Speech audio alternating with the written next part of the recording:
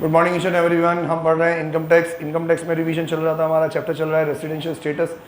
Last lecture में residential status में individual का रेसिडेंशियल स्टेटस, उसकी दो बेसिक कंडीशन, दो एडिशनल कंडीशन। बेसिक कंडीशन पहली 180 days in a previous year, और सेकंड कंडीशन उसकी 60 days in a previous year and 365 days in a preceding 4 year. ये और वाली कंडीशन दोनों में से एक पूरी करनी है। 60 डेज वाली कंडीशन के दो एक्सेप्शन है। एक, person living India for employment person as a crew member of Indian bound ship, and second, person coming to India, Indian citizen और पर्सन ऑफ इंडियन ओरिजिन। फिर इसमें एक अमेंडमेंट आया कि अगर आपकी इनकम इंडियन सोर्सेज से 15 लाख रुपये से ज़्यादा है, आप इंडियन सिटीजन हो, आपकी इनकम 15 लाख रुपए से ज़्यादा है और वो 15 लाख रुपए कहीं और पे रेसिडेंस बेसिस पे टैक्सेबल नहीं हो रहे, तो आप डायरेक्टली क्या बन जाओगे? Not ordinary resident. अगर आप इंडियन सिटीजन हो और पर्सन ऑफ इंडियन ओरिजिन हो और आपकी इंडियन सोर्स से इनकम 15 लाख से ज़्यादा है, अब वो कहीं और पे टैक्सेबल हो कि ना हो, लेकिन वो आप इंडिया आ रहे हो तो 60 डेज वाली कंडीशन रिप्लेस हो जाती है 120 डेज एंड 365 डेज। ये हमने बेसिक कंडीशन पूरी कर ली। अब एडिशनल कंडीशन में दो कंडीशन थी, 730 days in preceding 7 years and fulfil one basic condition in any 2 years of preceding 10 years. मतलब देखो, एक बंदा हिल भी रहा है, बोल भी रहा है, उससे मतलब नहीं है। एक बंदा चुपचाप बस हिल रहा है, वो सब उसको देख रहे हैं।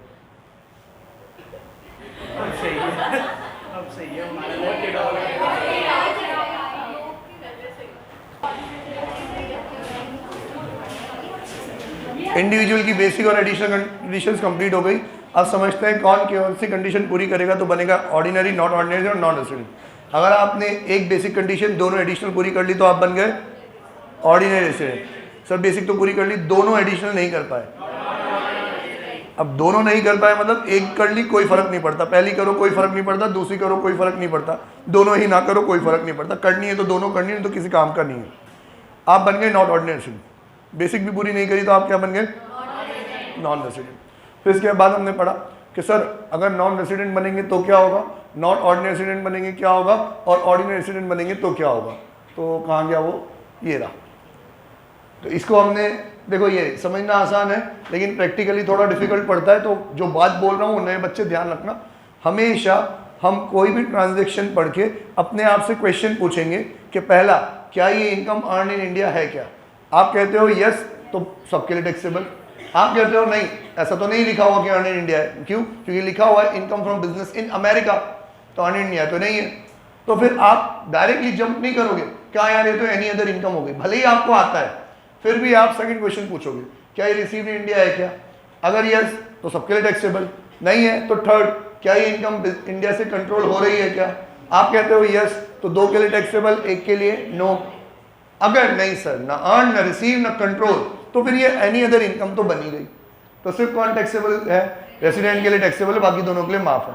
पास्ट अनटैक्स इनकम का एग्जांपल मैंने कल कहानी के रूप में बता दिया था कि उन लोगों ने वहीं अर्न करी, तब वो वहीं रह रहे थे, अब वो इंडिया पैसे लेके आ रहे हैं, तो जिस साल में आए उस साल में रेसिडेंट बन गए। लेकिन ये जो पैसा वो लेके आए हैं साथ में, वो इस साल उन्होंने अर्न नहीं किया, पहले का ही कमाया हुआ है, तो वो किसी के ऊपर भी टैक्सेबल नहीं है। ठीक है, अब हमें जो आगे पढ़ना है इसी चैप्टर में वो है HUF, partnership firm company. HUF भी शायद कल हो गया था कि जो बेसिक कंडीशन है वो दोनों बेसिक कंडीशन हटके एक सिंगल कंडीशन आ जाएगी, पार्शियल कंट्रोल ऑफ बिजनेस। कि अगर HUF के मल्टीपल बिजनेसेस है तो वो वीरानी परिवार का हम एग्जाम्पल लेते हैं। हाँ, मिहिर वीरानी, उनके अलग अलग कंट्रीज़ में बहुत सारे बिजनेस थे। तो जब अलग अलग कंट्रीज़ में हम बिजनेस करते हैं तो एंटिटीज़ भी अलग बनाते हैं। तो हम ये कहेंगे कि एज अ HUF आप जो बिजनेस कंडक्ट कर रहे हो वो एक हो, दो हो, तीन हो कि चार हो, इन चार बिजनेस में से कोई एक बिजनेस भी अगर इंडिया में कंट्रोल हो गया, कंप्लीट नहीं पार्शियली, एक डिसीजन भी इंडिया में ले लिया, तो इसका मतलब आपने बेसिक कंडीशन पूरी कर ली। और एडिशनल कंडीशन कौन पूरी करेगा? कर्ता एज एन इंडिविजुअल।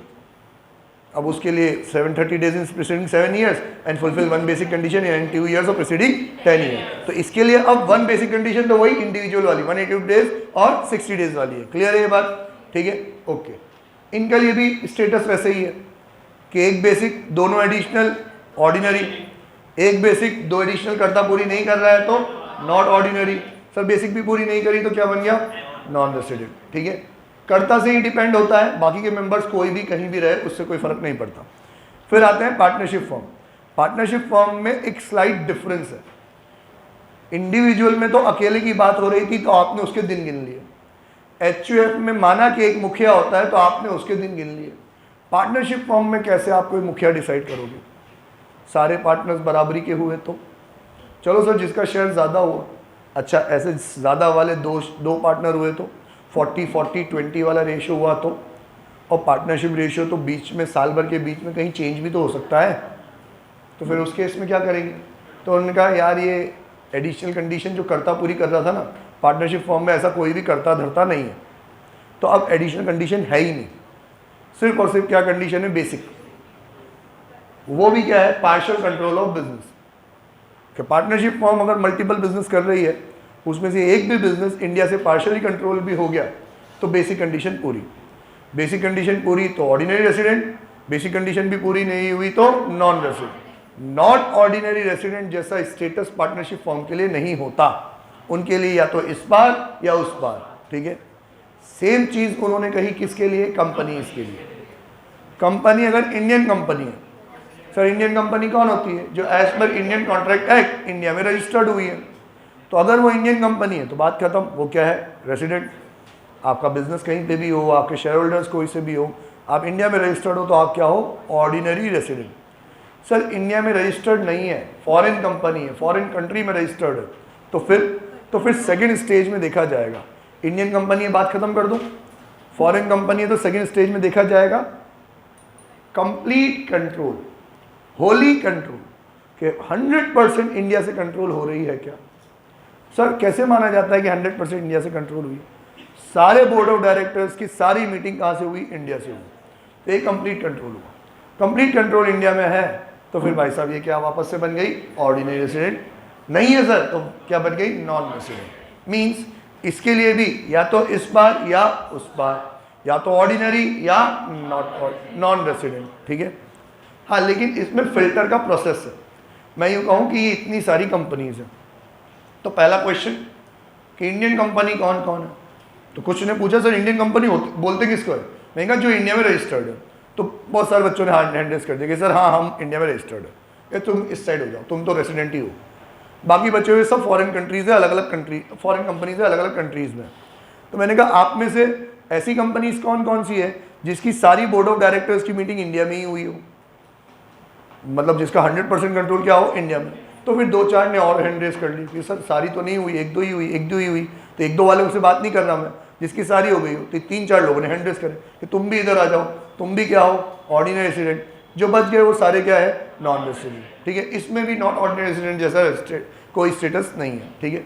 अगला आता है कोई सा भी चैरिटेबल ट्रस्ट, AOP, BOI। ये आपके सिलेबस में नहीं है पर मैं आपको रूल बता देता हूँ। इनमें तो ये जहाँ रजिस्टर्ड है वही इनका क्या है? रेसिडेंशियल स्टेटस है। मतलब अगर ये इंडिया में रजिस्टर्ड है तो फिर ये क्या है? रेसिडेंट है, नहीं है तो ये नॉन रेसिडेंट है। क्लियर है? जस्ट लाइक कंपनी, कंट्रोल इनमें मैटर नहीं करता। ये रेसिडेंशियल स्टेटस कंप्लीट हुआ हमारा, ठीक है। ये हमने इनकम बेसिस भी पढ़ लिया, कौन सी इनकम कहाँ टैक्सेबल है। अब जनरली इसमें 2 तरह के क्वेश्चन आते हैं। पहला क्वेश्चन आता है इसमें कि एक पर्सन के आने और जाने की डेट दे रखी होती है, इस दिन आया, इस दिन गया, इस दिन आया, इस दिन गया। आप उसके डेट के अकॉर्डिंगली उसके दिन गिन लो और स्टेटस पता कर लो। 4 माह का क्वेश्चन तो ऐसा ही आ जाता है, जिसमें आपको प्रेजेंटेशन मैटर करता है कि प्रीवियस ईयर में यहाँ से यहाँ इतने दिन हो गए, फिर प्रीसीडिंग 1 2 3 4 ईयर्स में इतने दिन हो गए, प्रीसीडिंग 1 2 3 4 5 6 7 इतने दिन हो गए, प्रीसीडिंग 10 ईयर्स में ये उसका बायोडेटा। ये क्वेश्चन में गिवन होगा, पैराग्राफ फॉर्म में आपको टेबुलर फॉर्म में जमाना होगा। जब आपके टेबुलर फॉर्म में जमा दोगे तो उसके बाद आपको 1 बाय 1 जज करना पड़ेगा कि 180 डेज कंप्लीट नहीं हुआ सर, तो 60 + 365 कंप्लीट हो गया सर। एक्सेप्शन तो एप्लीकेबल नहीं है ना, इंडियन सिटीजन और पर्सन ऑफ इंडियन ओरिजिन तो नहीं है ना। अगर है तो जयराम जी की, मतलब उसने बेसिक पूरी करी ही नहीं तो फिर आगे चेक करने का मतलब बनता ही नहीं। बेसिक पूरी कर ली, एडिशनल भी पूरी कर दी, तो कंक्लूजन कि it is a ordinary resident, नहीं नॉट ऑर्डिनरी या नॉन रेसिडेंट। इसके लिए आपको प्रैक्टिस करनी पड़ेगी, ठीक है। आपकी बुक्स में भी कुछ क्वेश्चन है और शीट में भी कुछ क्वेश्चन है। सेकंड जो आपका क्वेश्चन आता है जिसके मोस्ट लाइकली चांसेस होते हैं, पहले वाले के इतने चांसेस नहीं होते, सेकंड वाला तो आता ही आता है, 5 मार्क्स का ही आता है। इसमें आपको ट्रांजेक्शन्स दे दिए जाते हैं कि income from business in America received in India, income from business in America controlled from Japan, this much amount is received in India. तो आपको 1 बाय 1 वो क्वेश्चनर बेसिस पे प्रैक्टिस करनी पड़ती है। तो वो आप लोग प्रैक्टिस करोगे। ये 2 क्वेश्चन मोस्ट लाइकली है। अब अक्सर जब हम ये जजमेंट करते हैं कि ये इनकम इंडिया में अर्न है कि नहीं है, तो एक टेक्निकल क्वेश्चन आता है कि कैसे मानते हैं इंडिया में अर्न। तो पॉइंट ऑफ सेल कि आपका माल कहाँ बिका।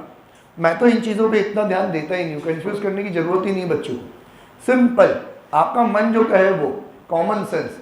आप सेल ऑफ गुड्स एक्ट पढ़ के आए हो, कॉन्ट्रैक्ट एक्ट पढ़ के आए हो, आपके पास कानून की बहुत सारी समझ है, इतने डिफिकल्ट क्वेश्चन आते भी नहीं है, सिंपल सिंपल क्वेश्चन आते हैं। आप पढ़ के जज कर लोगे कि कहाँ पे अर्न है। अब अर्न से ही कनेक्टेड है रिसीव, उसी से कनेक्टेड है कंट्रोल। अगर कुछ भी गिवन नहीं है तो जहां अर्न वही रिसीव्ड वही कंट्रोल। रिसीव्ड और कंट्रोल वो स्पेसिफिकली बोले इन इंडिया तो ही मानेंगे, नहीं तो वो बोल रहे हैं सिर्फ उसने इतनी सी बात बोली, income receive income from business in America, कुछ भी नहीं बोलना ना, अमेरिका का बिजनेस है तो अर्न कहाँ हुआ, अमेरिका। रिसीव के बारे में कुछ बोला तो रिसीव भी कहाँ हुआ, अमेरिका। कंट्रोल के बारे में कुछ बोला तो कहाँ हो गया ये, any other income. Any other income हो गई ना ये, ना अर्न ना रिसीव ना कंट्रोल, तो ये सिर्फ रेसिडेंट के लिए टैक्सेबल। फिर वो लाइन ऐड करेगा, रिसीव और कंट्रोल स्पेसिफिकली बताएगा।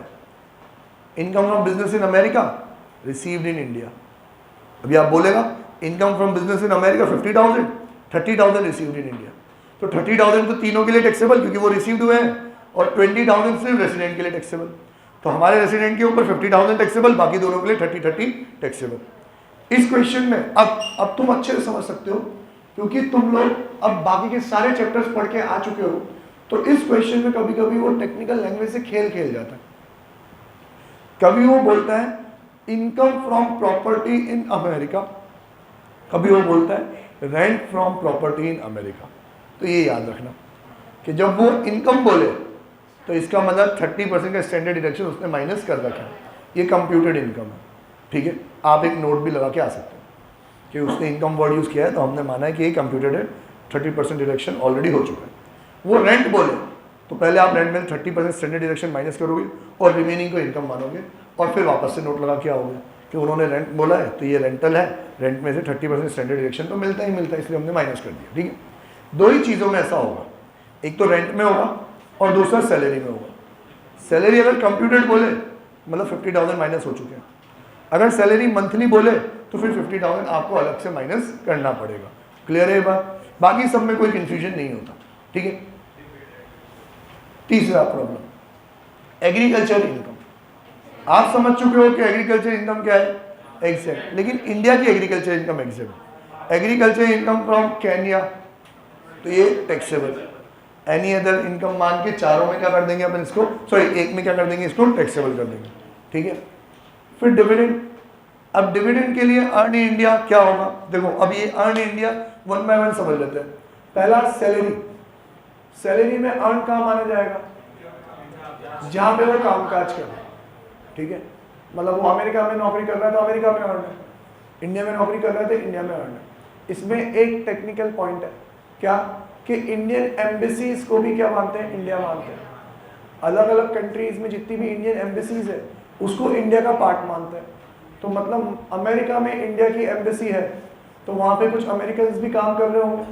अब वो अमेरिकन्स अमेरिका में रह के काम कर रहे हैं, पर माना क्या जाएगा कि वो कहाँ काम कर रहे हैं, इंडिया में काम कर रहे हैं।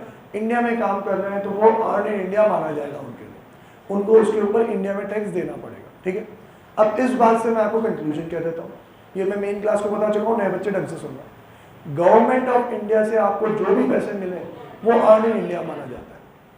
मीन्स मैंने गवर्नमेंट ऑफ इंडिया का कोई काम अमेरिका में कराया, अमेरिका में रह के, उनका कोई अमेरिका में काम था, कोई सा भी रेंट प्रॉपर्टी का काम था, कोई सा भी बिजनेस का कोई टेक्निकल था, कोई सर्विस प्रोवाइड करी, मैंने अमेरिका में ही प्रोवाइड करी।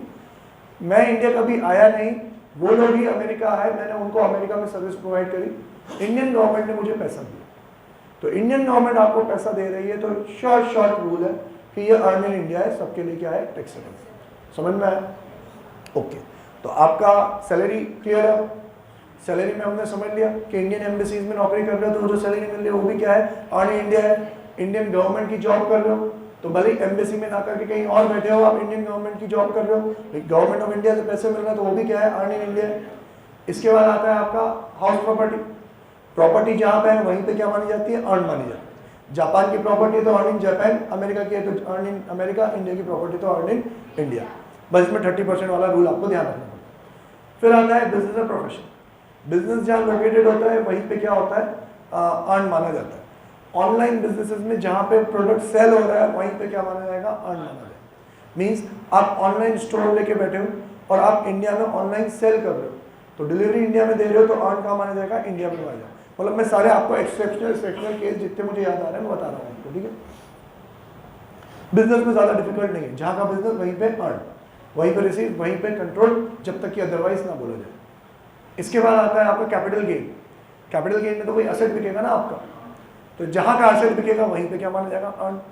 मतलब मैंने यहाँ इंडिया में बैठे बैठे अमेरिका का असेट बेच दिया, इंडिया में ही बैठा मैं मेरे ऑफिस में, जो बायर था वो भी इंडिया में ही आया, हमारी डील भी इंडिया में हुई, उसने पैसे भी मुझे इंडिया में ही दिए, पर जो असेट बिका वो कौन सा था, अमेरिका का था, तो अर्न इन अमेरिका, और पैसे उसने इंडिया में दे दिए तो रिसीव्ड इन इंडिया। समझ में आया कि नहीं, ठीक है, ओके। कैपिटल एसेट हो गया, क्या रह गया, अदर सोर्सेज। अदर सोर्सेज में अलग अलग एस्पेक्ट है, तो वन बाय वन। पहला तो इंटरेस्ट, कि अगर आपको इंटरेस्ट इनकम हो रही है तो आपने कहीं भी बैठ के किसी को भी लोन दिया हो, इंटरेस्ट कहाँ अर्न मानी जाती है, जहाँ उसने वो लोन का अमाउंट यूटिलाइज किया। एग्जाम्पल आता है इसका कि मैं दुबई में बैठा था, यहाँ का एक व्यापारी दुबई आया और उसने मुझसे दुबई में ही लोन लिया, मैंने उसको दुबई के दिरहम लोन दे दिया। उसने मुझे कहा कि ये लोन मैं कहाँ काम में लूँगा, इंडिया में मेरा बिजनेस है वहाँ पर। तो अब वो पैसा इंडिया ले गया, इंडिया में उसने यूटिलाइज किया, वहाँ से अब वो इनकम जनरेट कर रहा है और मुझे मेरे इंटरेस्ट पहुँचा रहा है दुबई। मैं इंडिया कभी आया ही नहीं, तो देखा क्या जाएगा, जो इंटरेस्ट जनरेट हो रहा है वो कहाँ से हो रहा है। ये वर्ड इंपॉर्टेंट है, जनरेशन ऑफ इनकम, कि जो इनकम जनरेट हो रही है वो कहाँ हो रही है, इंडिया में, तो क्या मानी जाएगी, earn India. On a contrary मेरा एक फ्रेंड दुबई रहता है, वो इंडिया आया, उसको अपना बिजनेस एक्सपेंड करना था, तो वो मुझसे पैसे उधार ले गया, अब वो दुबई ले गया और मुझे इंटरेस्ट दे रहा है। तो अब मेरी जो इनकम इंटरेस्ट की इनकम है वो जनरेट कहाँ हो रही है, दुबई, तो फिर ये अर्न इन इंडिया नहीं है। समझ में आया कि नहीं, ठीक, ओके। जो चीज़ इंटरेस्ट में है वही सेम रूल किस में है, रॉयल्टी में। रॉयल्टी में भी यही है। रॉयल्टी में क्या होता है कि आप अपना कोई इंटेलेक्चुअल प्रॉपर्टी किसी को लीज पे दे देते हो और वो पर प्रोडक्शन आपको क्या देता है, एक फीस पे करता है, जिसको रॉयल्टी बोलते हैं। वो आप रॉयल्टी का मतलब समझते ही। तो मैंने कोई सॉफ्टवेयर किसी को लीज पे दे दिया, अब वो मुझे रॉयल्टी पे कर रहा है, मैंने यहीं पे वो सॉफ्टवेयर बनाया था और मैंने यहीं पे लीज पे दे दिया। वो सॉफ्टवेयर जहाँ यूज़ कर रहा है, जहाँ से रॉयल्टी जनरेट हो रही है, वहीं पे क्या माना जाएगा, अर्न माना जाएगा। बार बार बोलने की ज़रूरत नहीं। सेम चीज़ टेक्निकल सर्विस, कंसल्टेंसी सर्विस। मेरा ऑफिस तो कोटा में है, कोई भी आए मैं कोटा से सर्विस प्रोवाइड कर देता हूँ, पर मेरी दी हुई कंसल्टेंसी को वो यूज़ कहाँ कर रहा है, उससे जो फीस है वो जनरेट कहाँ से हो रही है, वही मेरे लिए क्या माना जाएगा, अर्न माना जाएगा। एग्जाम्पल, अभी मेरे ये दुबई वाले फ्रेंड को उसका किसी कंपनी के साथ मर्जर हुआ, तो उसको मर्जर की सारी प्रोसीडिंग समझनी थी, तो उसने मेरे से कॉल किया और कॉल करके हमने एक मीटिंग सेट करी। जूम मीटिंग पे मैंने उसको और उसके पार्टनर को पूरा प्रोसीजर अच्छे से समझा दिया। उसने मुझसे कहा क्या फ़ीस लेगा, मैंने कहा जो भी तेरे को पसंद हो पहुँचा दे। अभी उसने पहुँचाई तो नहीं है, लेकिन वो पहुँचाएगा तो अपने भाई के थ्रू यहीं पर पहुँचा देगा, ठीक है। मैं कभी दुबई गया ही नहीं, लेकिन मेरी सर्विस जो काम में आ रही है, कहाँ काम में आ रही है, दुबई में, तो अर्न इन दुबई मानी जाएगी, रिसीव्ड इन इंडिया मानी जाएगी, ठीक है। हो सकता था कि मेरा फ्रेंड यही आया हो उस टाइम पे और मेरे ऑफिस में आके 1-on-1 कंसल्टेंसी लेके गया हो और पैसे मांगे तो जेब से निकाल के भी दे गया हो, लेकिन मुझे पता है ये कंसल्टेंसी कहाँ काम में आ रही है, दुबई में, तो अर्न इन दुबई है, रिसीव्ड इन इंडिया है। क्लियर है ये बात, ठीक है। रॉयल्टी हो गया, टेक्निकल सर्विसेज हो गया, इंटरेस्ट हो गया, लगभग सारी चीज़ें हो गई। अब एक इन्होंने एक क्वेश्चन एक बार एग्जाम में पूछ रखा था, तो उसके ऊपर मैंने नोट्स बना रखे हैं, वो पढ़ लेते हैं।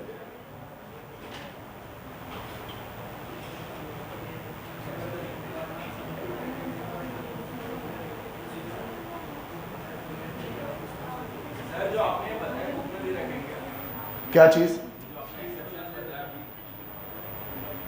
बुक में क्वेश्चंस आंसर्स में दे रखे हो तो दे रखे हो, वैसे कुछ पॉइंट्स तो दे रखे होंगे।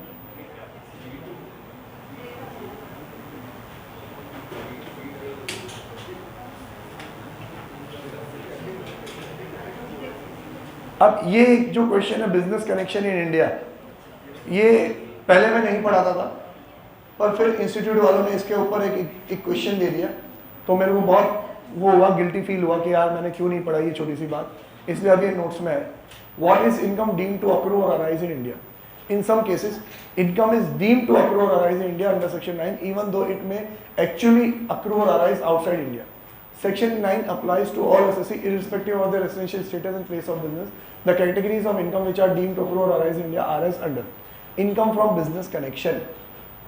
कि आपको प्राइम ऑफिस क्या लगेगा कि इनकम तो बाहर की है, income from business in America, ठीक है, लेकिन उसका कोई ना कोई बिजनेस कनेक्शन कहाँ से है? इंडिया से।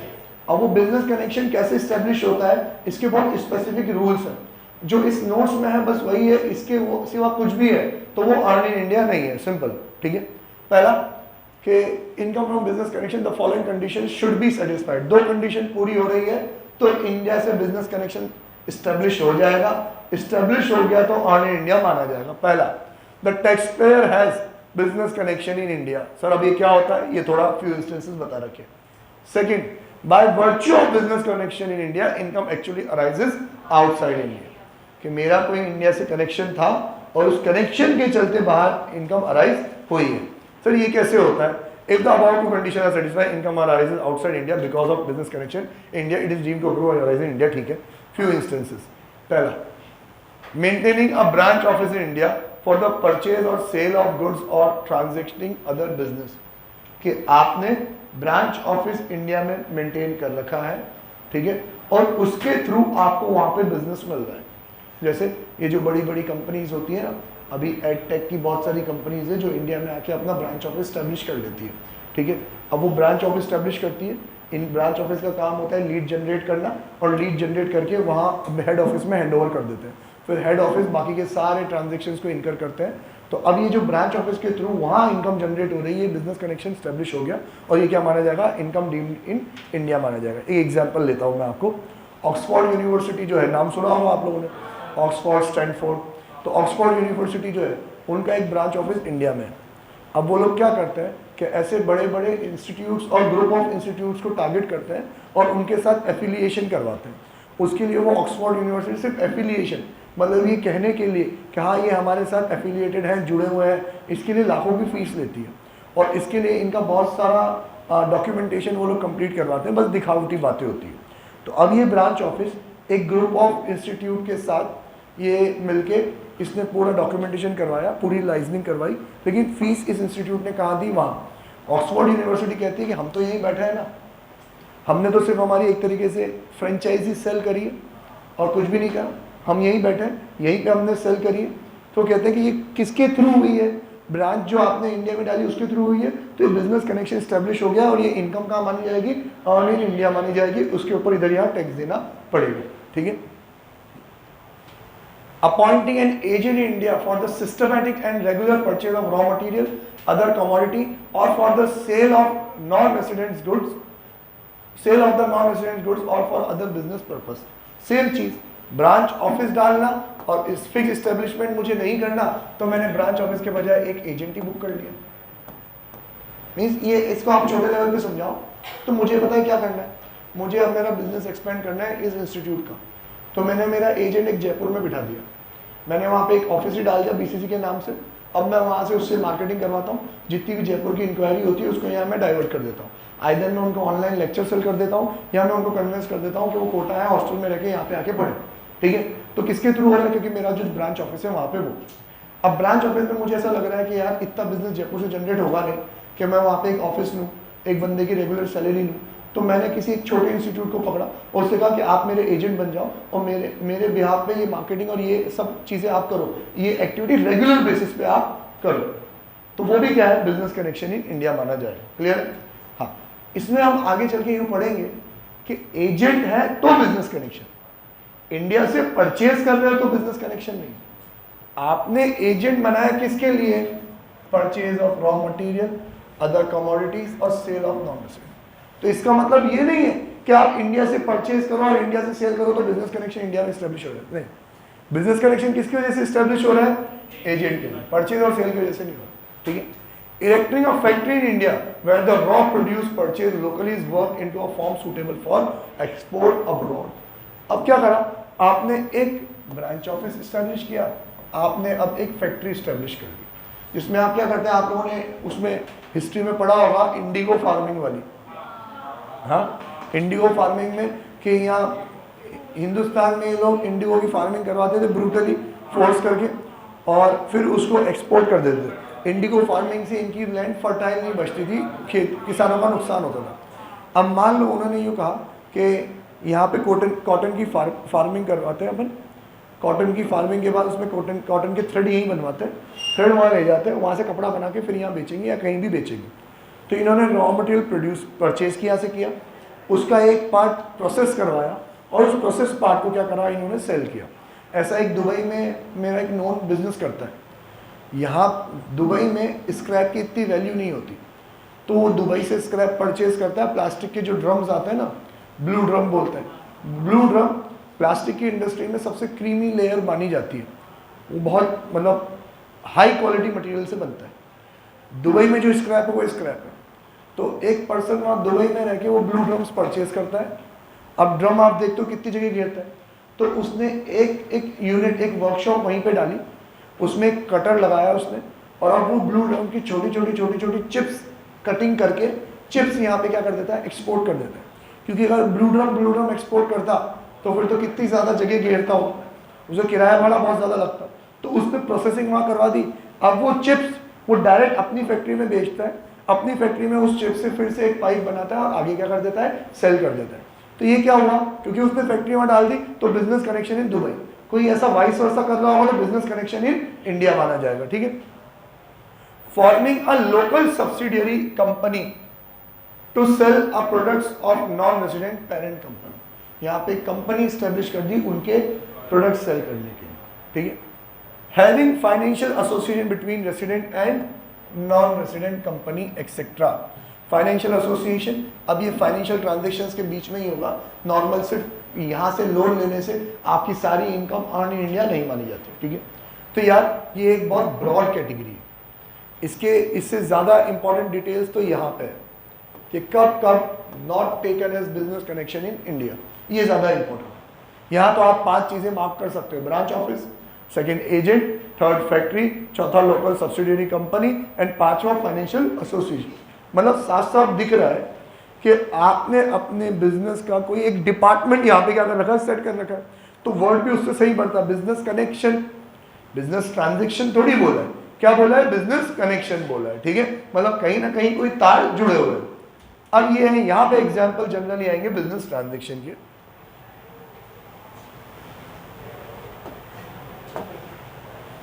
कब बिजनेस कनेक्शन नहीं माना जाएगा, when all operations are not carried out in India. If all business operations are not carried out in India, the income of the business deemed to accrue or arise in India shall only such part of income as is reasonably attributable to the operation carried out in India. कि sir सिर्फ यहाँ पे cutting processing करने से वो जो pipe मैं वहाँ लाखों का बेच रहा हूँ वो पूरा इनकम इंडिया में माना जाएगा क्या? नहीं, पूरा नहीं माना जाएगा। जितना इस कटिंग प्रोसीजर को एट्रीब्यूट करता हो उतना ही माना जाएगा। मतलब यहाँ पे आपने 50 रुपये की चीज़ को 70 रुपये में कन्वर्ट करके आगे वहाँ ले लिया, फिर और प्रोसेसिंग करके 70 रुपये की चीज़ को 150 रुपये में बेच रहे हो, तो पूरा 50 की चीज़ जो 150 में बिकी, 100 रुपये का प्रॉफिट इंडिया का नहीं माना जाएगा, इंडिया का प्रॉफिट सिर्फ 20 रुपये का ही माना जाएगा। समझ में आया? ठीक है। Next, purchase of goods for export. नहीं क्या देख, मैन्युफैक्चरिंग में बहुत सारे प्रोसीजर्स होते हैं। तो मैंने क्या कहा कि अपन उल्टा एग्जांपल ले रहे हैं कि आप इंडिया से स्क्रैप परचेज कर रहे हो, उसकी कटिंग कर लो, कटिंग करके उसको ग्रैन्यूल्स में कन्वर्ट कर रहे हो, चिप्स में कन्वर्ट कर रहे हो, ग्रैन्यूल्स भी नहीं चिप्स। फिर आप उन चिप्स को एक्सपोर्ट करते हो। एक्सपोर्ट करने के बाद पहले एक प्रोसेस में उस चिप्स को पिघलाया जाता है, पिघलाने के बाद उनको छोटे छोटे राउंड ग्रैन्यूल्स में कन्वर्ट किया जाता है, जिसको बोलते हैं दाना। फिर उस दाने को अगली मशीन में डाला जाता है, फिर वापस से उसको पिघलाया जाता है, फिर से उसको एक्सट्रूडर के थ्रू जो शेप देना होता है वो शेप देते हैं। तो मेजर पार्ट तो वही है। मुझे जितना अब इस पूरे बिजनेस में इम्पॉर्टेंट ही ये जो रॉ मटेरियल है इसको इकट्ठा करना होता है। तो मैंने इस रॉ मटेरियल को इकट्ठा करने के लिए इंडिया में भी एक ब्रांच ऑफिस डाल रखा है, अमेरिका में भी डाल रखा है, पाकिस्तान में भी डाल रखा है, बांग्लादेश में भी डाल रखा है। अब यहाँ सब जगह से चिप्स इकट्ठा होकर वहाँ आता है, वहाँ पे उसकी मेजर प्रोसेसिंग होती है और फिर चीज़ें सेल होती है। तो इंडिया में बिजनेस कनेक्शन होने से मेरी पूरी इनकम इंडिया में अर्न थोड़ी मानी जाएगी। तो जितना इस पार्ट को एट्रीब्यूटेबल होगा लॉजिकली, उतनी ही इंडिया में क्या मानी जाएगी, अर्न मानी जाएगी। अब वैसे ये सारी चीज़ें क्योंकि पब्लिश्ड है तो एसएससी इसका ख्याल रखता है। अब वो कैसे ख्याल रखता है कि वो इंडिया में एक सेपरेट लीगल एंटिटी फॉर्म कर देता है, इंडिया में एक कंपनी रजिस्टर कर देता है। वो कंपनी इंडिया में ये रॉ मटेरियल परचेज कर रही है, वही कंपनी इसको प्रोसेस कर रही है, और फिर वो कंपनी अपनी पेरेंट कंपनी को प्रोडक्ट क्या कर रही है, सेल कर रही है। तो यहाँ का बिजनेस अलग से स्टैब्लिश हो गया, वहाँ का बिजनेस अलग से स्टैब्लिश हो गया। यहाँ के बिजनेस ने अपना जो प्रॉफिट हुआ उसके ऊपर टैक्स दे दिया, वहाँ के बिजनेस ने अपना जो प्रॉफिट हुआ उसके ऊपर टैक्स दे दिया। आप समझो ना कि अगर हम ये बोलने लग जाते कि कंपनी यहाँ पे फुली कंट्रोल कर रही है तो वो रेसिडेंट बन जाएगी, और रेसिडेंट बनते ही तो फिर उसकी तो पिक्चर बन जाएगी ना, वो पूरे इंडिया में, पूरे वर्ल्ड में जो कमाएगी उसको इंडिया में टैक्स देना पड़ेगा। तो हर कंपनी, हर एसएससी इस बात का ख्याल रखता है, तो वो लोग आके यहाँ पे एक सेपरेट एंटिटी क्रिएट करते हैं।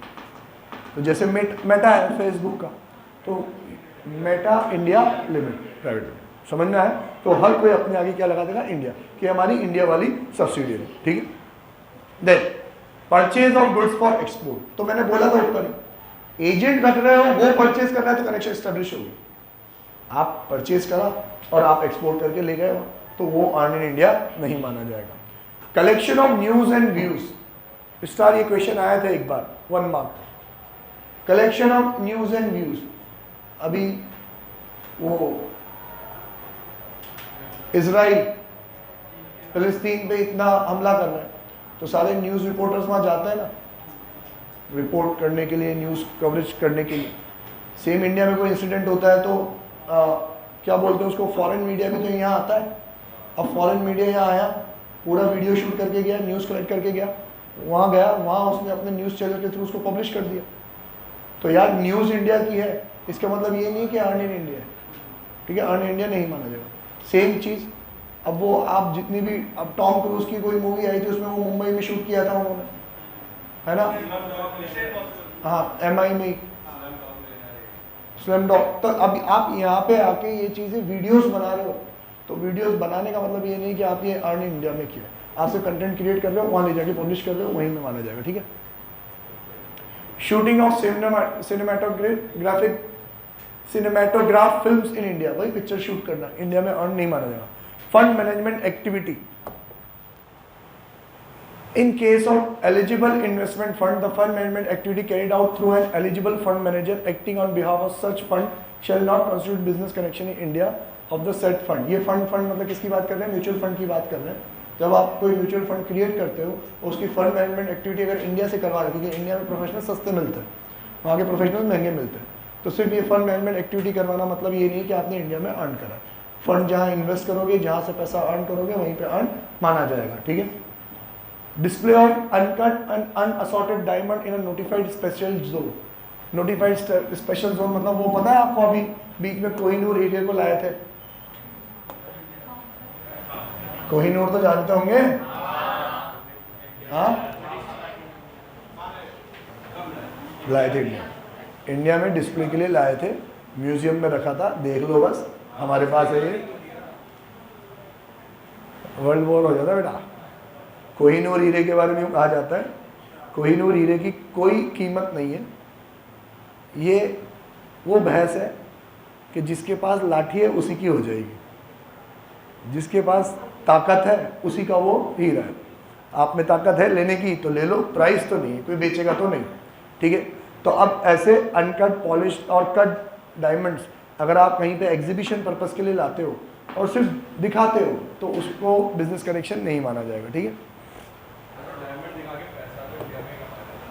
दिखा के कमा रहे हैं वो तो इंडिया में अर्न है, लेकिन दिखा के फिर डायमंड वहाँ बेच रहे हैं तो वो इंडिया में अर्न नहीं है।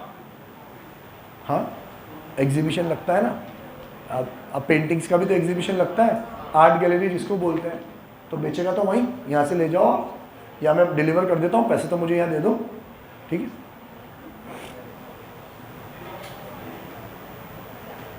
कंप्लीट हो गया, बाय टाटा, सी यू।